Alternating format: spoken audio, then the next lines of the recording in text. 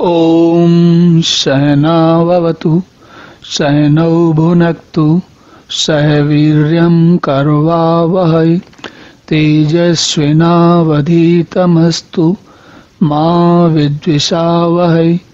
ॐ शान्तिः शान्तिः शान्तिः। हरि ओम। भगवान अब आगे कहते हैं, इच्छा देशः सुखम दुखम संघात चेतना धृते एतत् क्षेत्रम समासेन सविकारम उदाहरतम। कहते हैं इच्छा द्वेष सुख दुख संघातस चेतना, स्थूल पे देह का पिंड चेतना धृति, और एतत् क्षेत्रम समासेन सविकारम उदाहृतम। इस प्रकार के विकारों सहित यह क्षेत्र संक्षेप में कहा गया है। तो देखिए, पहले भगवान ने क्या बताया, वो 5 महाभूत और 5 10 इंद्रियां और मन बुद्धि अहंकार इत्यादि के बारे में बताया। उसके बाद ये कहते हैं इच्छा द्वेष सुख दुख स्थूल देह का पिंड चेतना। तो पहले जरा इनको समझते हैं, इच्छा क्या है। तो देखिए, इच्छा द्वेष सुख दुख ये क्या है, ये मन के विकार हैं, मन के कार्य हैं। विकार मतलब विशेष कार्य हैं। क्या क्या कार्य हैं?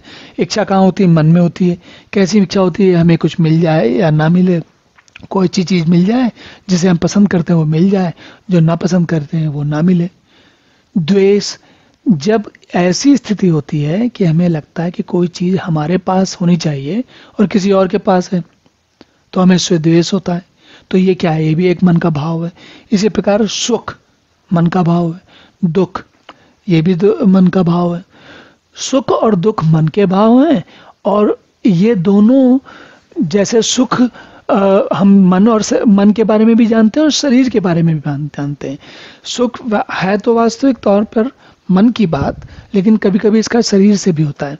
तो शरीर का, वैसे शरीर का जो विशेष स्थिति होती है वह जैसे आराम है, विश्राम है, या थकान है, या कष्ट है।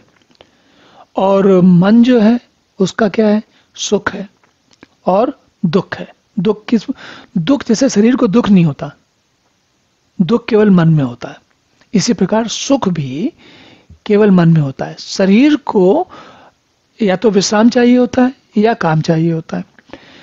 तो ये जो हमने जितनी चारों बातें बताई, इच्छा द्वेष सुख दुख, ये सभी मन के कार्य हैं। और स्थूल देह का जो पिंड है, जो हमारा शरीर है, स्थूल देह है, इस शरीर में जो हमें चेतना अनुभव होती है, जैसे हम जानते हैं ना कि जिसको हम कहते हैं, आज के समय में कहते हैं कि सेंसेशन, क्या स्पर्श का अनुभव होता है। अगर आपके हाथ से किसी दूसरे का हाथ का स्पर्श होता है तो आपको पता चलता है कि हाँ भाई, किसी दूसरे का हाथ या पैर कुछ स्पर्श हुआ है। तो स्थूल देह की जो चेतना है उसकी बात भी हो रही है। और धृति का अर्थ होता है जो धैर्य रखने की क्षमता या धारण करने की क्षमता। तो ये सारी बातें भगवान क्या कह रहे हैं, ये सभी क्षेत्र हैं। देखिए, यहाँ पर ध्यान देने की बात है, और हम आगे धीरे धीरे इन चीजों को और गहराई में समझते चलेंगे।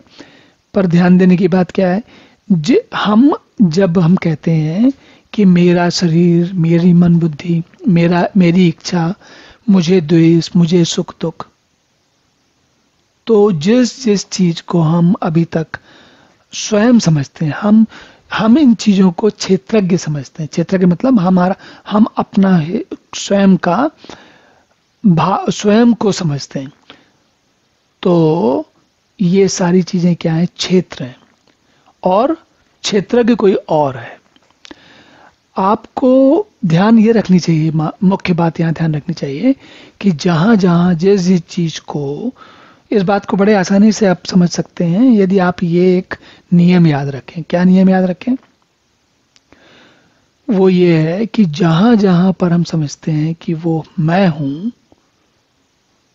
या मेरा भाग है, तो आपको थोड़ा परीक्षा करनी चाहिए और समझना चाहिए कि क्या वाकई वो मैं हूं या मेरा भाग है, या वो क्षेत्र का भाग है। और जैसे जैसे आप क्षेत्र समझते जाएंगे, वैसे वैसे क्षेत्रज्ञ को समझना सरल होता जाएगा। चलिए अब आगे देखते हैं।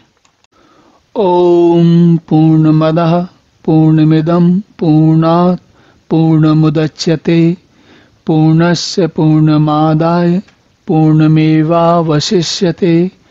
ओम शांति शांति शांति।